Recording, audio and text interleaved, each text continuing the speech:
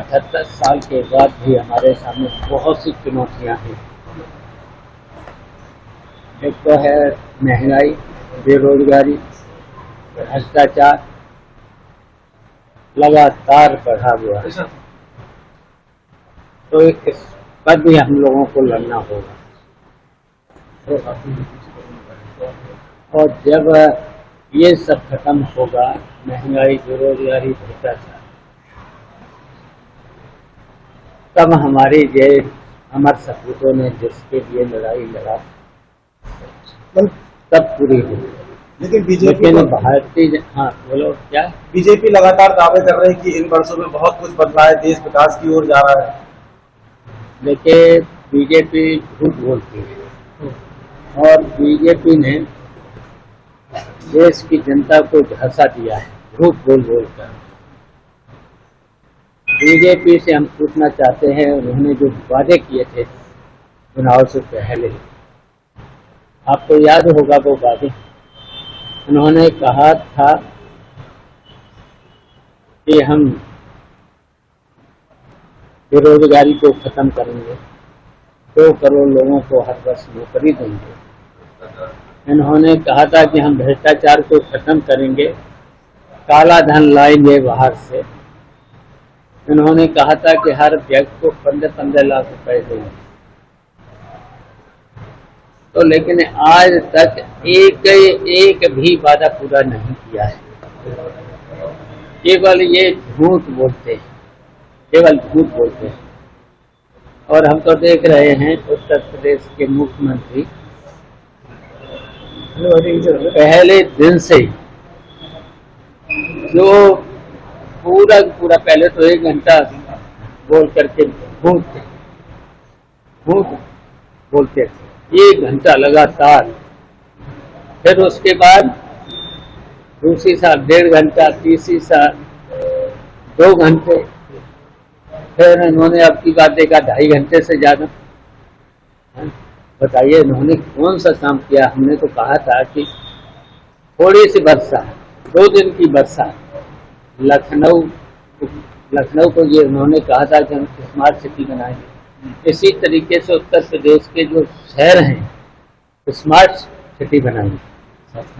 अब हम पूछना चाहते हैं, यहीं देख लेना इटावा में कितनी गंदगी, स्वच्छ भारत अभियान चलाया था। यहीं तक लखनऊ में 2 दिन की बरसात में मैंने विधानसभा में बोला है कि विधानसभा के 5 किलोमीटर के अंदर देख लीजिए कितने सड़कों पर गड्ढे, और गड्ढे भरने के लिए उन्होंने 8 वर्ष से कह रहे गड्ढे अभी तक नहीं भरे। तो इस तरह से हमने कितनी सड़कें चौड़ी बनवाई थी।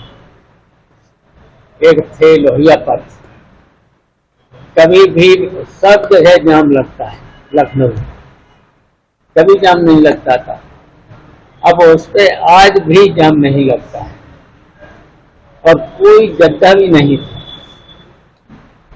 अब उस पर 2 दिन की बरसात में जब निकले, हम लोग निकले, सभी लोग निकले, तो उसमें लगता था ये तो आंधी सी आ रही है, इतनी धूल उड़ रही।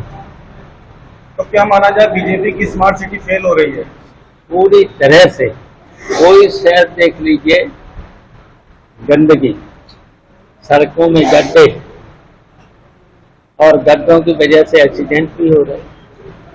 तो ये भारतीय जनता पार्टी केवल झूठ बोलती है, और जब भी चुनाव आता है न तो कोई ऐसा लाते हैं। अब लाए हैं वो इस समय 2047 विजन,